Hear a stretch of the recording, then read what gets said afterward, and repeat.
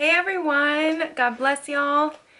In today's video, as you can tell by the title, I am going to be talking about something that I have really been wanting to share with y'all for quite some time now. This is going to be another Let's Talk video, and like I said, as you can tell by the title, I am going to be talking about something very serious and something that I feel that doesn't get talked about a lot after it happens. So if y'all want to stick around and hear my story about my miscarriage, then please just keep on watching. Okay, so I am going to be talking about my miscarriage, and I feel like it's like there's sadness for a moment and then it's pushed under the rug and never spoken about again because it's such a sensitive topic. And it really is, just the thought about losing my baby, it brings tears to my eyes. So back in August of last year of 2018, Jose and I found out that we were pregnant. I found out pretty close to my birthday, and I was so excited. I was like, oh my gosh, like what an amazing birthday present. We were so happy. That was my third pregnancy. I had already carried my daughter full term and I carried my son full term. With my daughter, I was induced because in one of my late pregnancy checkups, I was showing signs of preeclampsia, and because I was already at 37 weeks, they just decided to deliver her, and thank God that she was a healthy baby and there were no complications.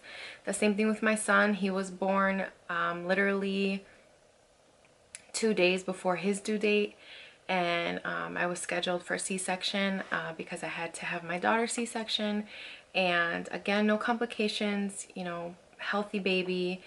And so when I found out that I was pregnant with my third child, I was over the moon, because there's a sense of, oh man, we're pregnant again. We don't know how we're gonna do it. But then again, it's like, oh, thank God, like another precious life that we get to raise and we get to hold and snuggle. And, having a baby is just such a blessing. And we were so excited. We told a couple of people close to us. I did tell, we did tell our parents and like our immediate family, and we did tell, some people in our church, and just so, they could keep us lifted in prayer. We were just really happy. So it was amazing to have had a positive pregnancy test literally days after my birthday. At the time, I hadn't seen a doctor yet when I first got pregnant.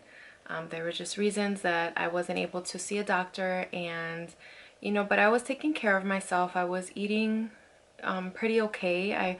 I did have a lot of morning sickness. I wasn't like vomiting or anything like that, but I was very nauseous a lot of times. And there was a lot of food that I loved that I could not eat. Like, I was very sick to my stomach, but I wasn't pigging out. I wasn't, I think in my eyes, I was taking pretty good care of myself, and I was just very tired and very nauseous. If those were two symptoms that were constant in the beginning of the pregnancy, it was exhaustion and nausea. Oh my gosh. So I started to show pretty early on. I want to say like late September, I started to have a little baby bump, and I was so excited. And then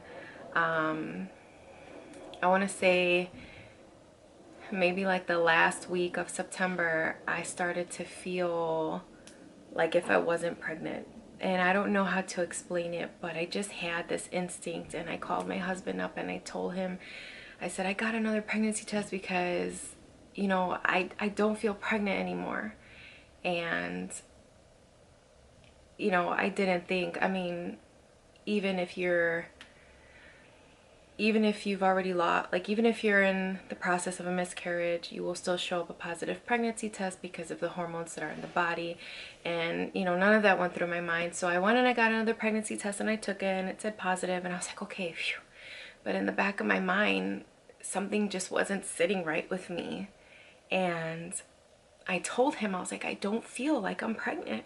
Like, I just don't feel it. And I told him, I said, I need to see a doctor. And so I started getting these cramps. They were pretty mild. It was nothing too severe, but they were just alarming enough to where I felt that I needed to go into the emergency room. So one day I was at work and the cramps were just pretty constant while I was at work. So I told my husband, you know, I want to go to the hospital. I want to go to the ER. Like, I don't want to wait to book an appointment. I was like, I need to go now. So we went to the emergency room and they start running all these tests. At the time I was supposed to be 10 weeks pregnant. And so, you know, they're like, okay, well, we're gonna, you know, run blood work, urine tests, we're gonna do ultrasound, and we're gonna try to see if we can get an ultrasound of your appendix, because I guess the pain that I was having was in the areas of where my appendix would be. I hadn't had an ultrasound yet. I hadn't seen a doctor yet. Like, oh my gosh, we're gonna see the baby, you know, how exciting. So we were concerned about the cramps. We were just, you know, we just wanted to see the baby. We wanted to know that everything was okay. And so they take me to do the ultrasound. So I kind of, not that I'm an ultrasound tech, I'm not, but I kind of knew what to expect going in. I kind of knew what to look for, especially that I already had 2 pregnancies, you know. So the first ultrasound, I knew what to expect. And get set up for the ultrasound. The lady starts, you know, doing the ultrasound, and obviously it's not their job to say anything to me. They're just the ultrasound tech. They're just supposed to, you know, take the images, look for what they're looking for, and that's it. There was a point where I heard a heartbeat, only the heartbeat was too slow for what it should have been for the baby. And in the moment that I heard the heartbeat, I'm laying down and I'm looking like this, like just looking away. I couldn't even see the screen or anything. It was not facing towards me. And the moment that I heard the heartbeat, I looked and the lady turned the volume down like super fast. And in that moment, it was like my heart dropped to my stomach. And I didn't say anything because I knew that she wasn't going to be able to tell me anything anyways. And so, you know, the test is done. They take Jose and I back to a room, and okay, a doctor will be with you shortly to discuss your you know, your results of the ultrasound. Okay, cool. So we're waiting in the room, and the doctor comes in and he shuts the door behind him, and the look that he had on his face, you know, we're just like, oh my gosh, what's wrong? You know, like we were just looking at him like, what is it, you know? And he sits down next to us and he starts telling us all this medical mumbo jumbo. So we're waiting for him to just tell us that the baby is good. He says that for the measurements that showed up on the screen, that the baby was only measuring at about 8 weeks old, and instead of 10, and that the cramps that I was experiencing were early symptoms of a miscarriage. And I think Jose and I stared at him for about like 10 or 15 seconds, and we just couldn't believe what he said. And we asked him, like, are you sure, you know, is there any way that this could be wrong? And he said no, because unfortunately there was no heartbeat detected. And when he said that, it was like everything around me had stopped, and it was like this light around me just came down, and I could not believe what I heard. I couldn't believe that this was possible. I had a positive pregnancy test, you know, I missed my period. My belly was growing, like I had symptoms. I actually had like 6 positive pregnancy tests. I took the ones that show the lines, and then the ones that actually say pregnant, not pregnant, and the ones that say how far along you are. Like, I couldn't believe what we were just told. And he said he'll give us some time, and he left the room, and Jose just held me. Jose held me as I sobbed, as I cried uncontrollably, because I could not believe that this was happening. The doctor came back and he said, okay, now what are your questions? because, you know, it was obvious that there was a million and one questions running through our head. And I asked him, I said, was it anything that I did? Like, what?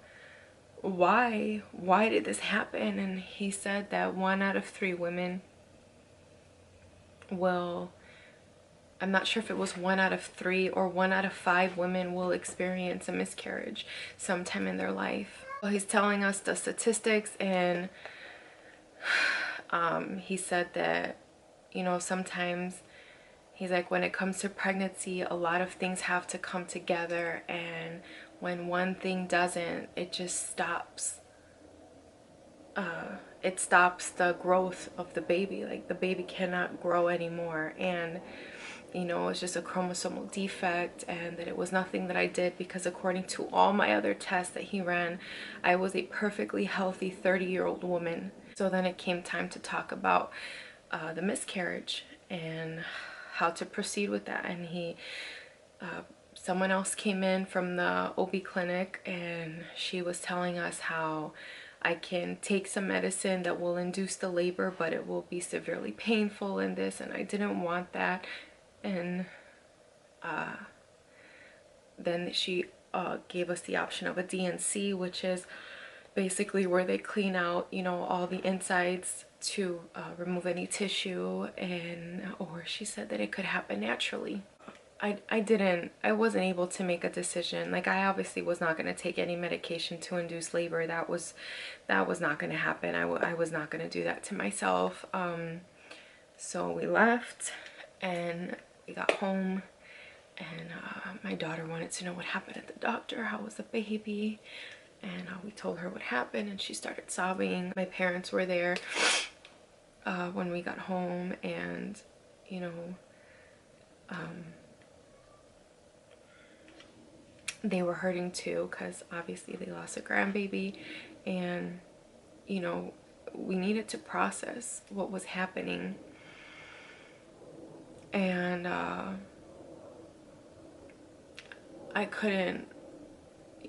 didn't sleep that night, and the next day we get up, and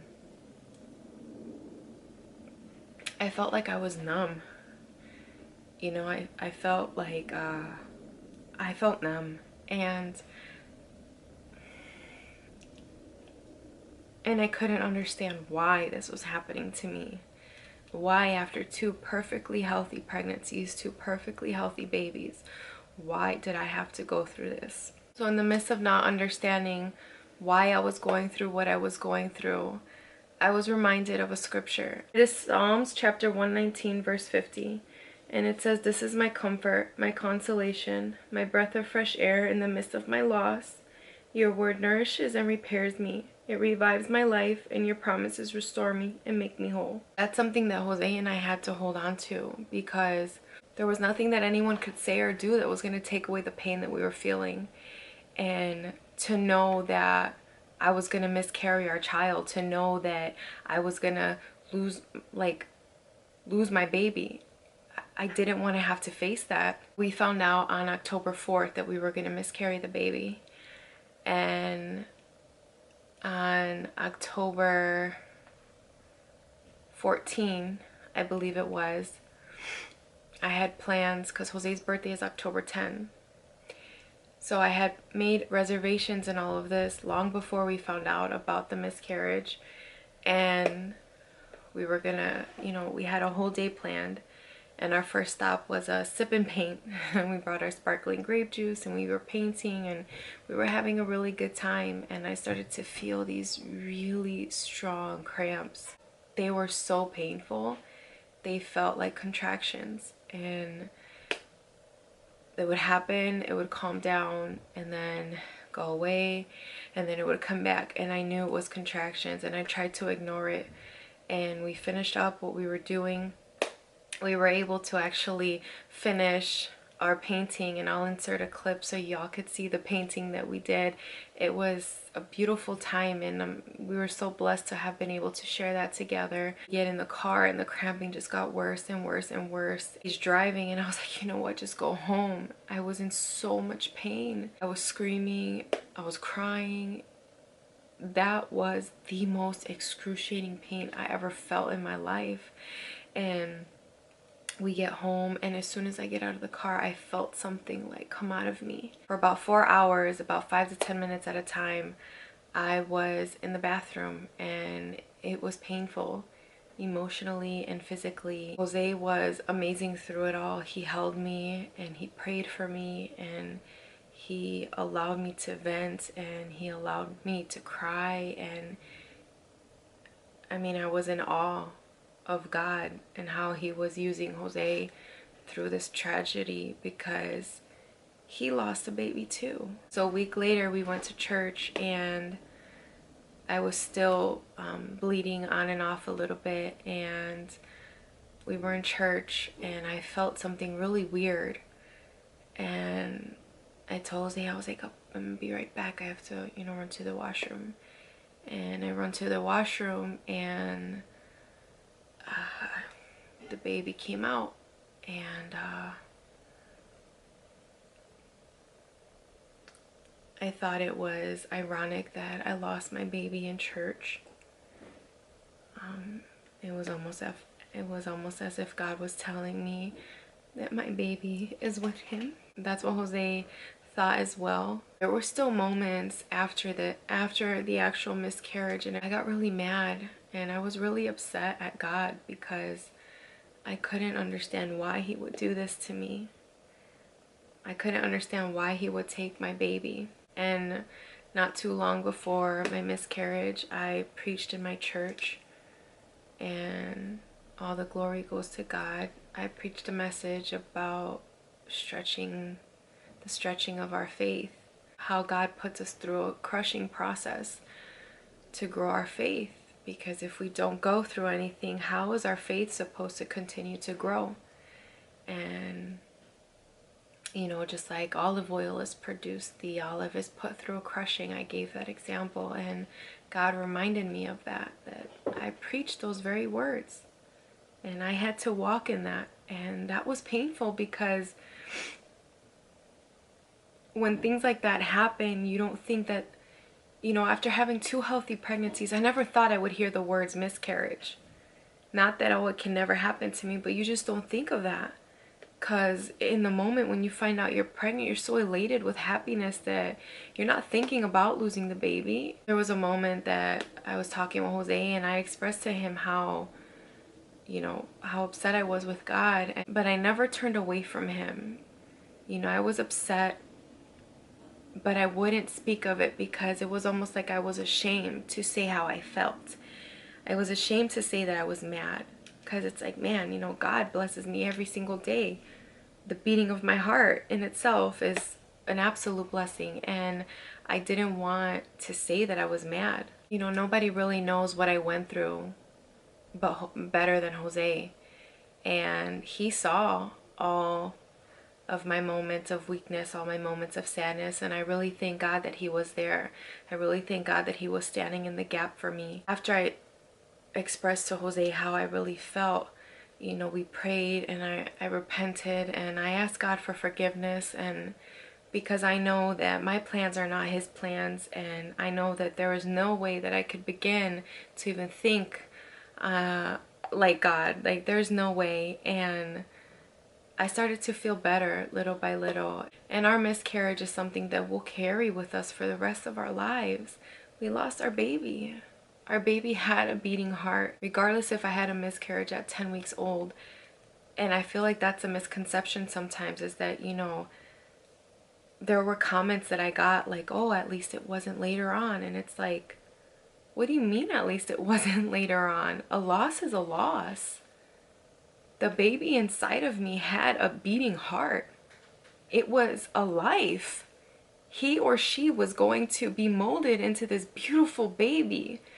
And yeah, it didn't get further along the process, but that doesn't take away from the loss. And I really just wanted to share my story. Just let the women who've had miscarriages know that you're not alone, and to spread encouragement, because I really had to lean on God. That scripture that he put in my heart, where it says his word revives me, that's the truth. God's word does God's word did revive me in my moment of sadness, in my moment of weakness, because I was so sad. I was so sad, and I would cry all the time, and I had to lean on him. I had to lean on his word. I had no other choice, because otherwise I would have fallen completely apart. And I know that everything that God does is perfect. I know that his timing is absolutely perfect. I know that there is nothing that he does that is not for a greater purpose. I know that, and I believe it wholeheartedly. And when I was reminded of my preaching, I was like, okay, God, I understand. And whereas, I mean, obviously I wanted to have my baby. It's like, okay, God, I'll trust in your plan for me. I'll trust in, what you have for me. And that means that I'll walk the walk that he's laid out for me. And I just want those of you who have had miscarriages to know that God has not failed you, and that God has never left you, and that he did not do this to punish, and he did not do this to hurt you. And it may not seem like that in the moment when you're going through, because in the moment when you lose your baby and it's as if time stops, God still has you in his hands. I really had to learn to just surrender my feelings, surrender my sadness, surrender my hurt, surrender my anger, surrender my pain. I had to surrender it all to God, and I had to give it to him, because there was no way that I was going to be able to continue going forward in my life with all of that inside of me. And I just want those of you who have had miscarriages to know, if you give those emotions that weigh you down to him, it's going to make the process, I don't want to say better, because it's not. I mean, it's not. But it will make it easier. And the grieve how you grieve. We all grieve differently. Not one person grieves the same, and there is no right way to grieve. You lost your baby, cry about it, scream, shout, but just make sure that you're letting out those feelings. Do not suppress them. Do not hold them in. Having a miscarriage does not mean that you have to stay silent about you losing your baby, no matter what time frame you lost it. A loss is a loss. I just want you to know that surrendering your pain, surrendering your hurt to the Lord, it's going to make the process moving forward that much easier. It's what I had to do. It's what I'm still doing, because when people who are close to us and the topic of babies come up, and it's like, man, we really do want another baby, but a part of me is a little scared. And then I think to myself, no, that is not of God.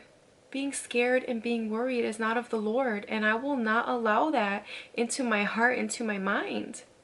God has a plan for us, and let his will be done in my life. And I hold on to that. And I hold on to where it says in the Bible, in Jeremiah 29:11, "For I know the plans I have for you, declares the Lord. Plans to prosper you and not to harm you. Plans to give you hope and a future." And I know that I went through this hardship, but my story does not end there. But I count my blessings. And I'm alive, and I'm healthy, and I have a wonderful, amazing husband, and I have beautiful children, and wonderful parents, and an amazing, amazing support system. And I have a wonderful church, and I am blessed, and I hold on to that. My plans are not God's plans, and I still trust in him, and I still give him all glory and all honor throughout the good and the bad. And I just want to encourage y'all to do the same. All right, everyone, that wraps up this video. I'm gonna let it off here. I didn't really want to go too much into detail, because then this video would have been like 40 hours long. But I just wanted to touch on the subject of miscarriage, and to just let y'all know that, it doesn't have to be such a sensitive topic like what people make it out to be. It's okay to talk about your loss. It's okay to talk about your grief. It's okay to talk about your pain. It really is. And if y'all have any comments, any questions, anything, if y'all want to talk, you can leave your comments down below. If not, I will leave my Instagram handle in the description box. You can send me a private message on there, and I would love to pray for those of you that, that are needing prayer. And I really want to encourage y'all just to continue trusting in the Lord. And, despite whatever it is that you go through, just to always know that His plans are perfect, and really stay focused on His goodness and really lean on Him in your time of needing comfort. Because at the end of the day, He's the only one that can give you exactly what you need. It might not be what you want, a lot of times it isn't, but exactly what you need, God never fails on that. All right, y'all. Thank you so much for watching. I really hope that this blessed you. Please make sure to subscribe to my channel if you're not already. God bless y'all today and always, and I will see you in my next video. Bye.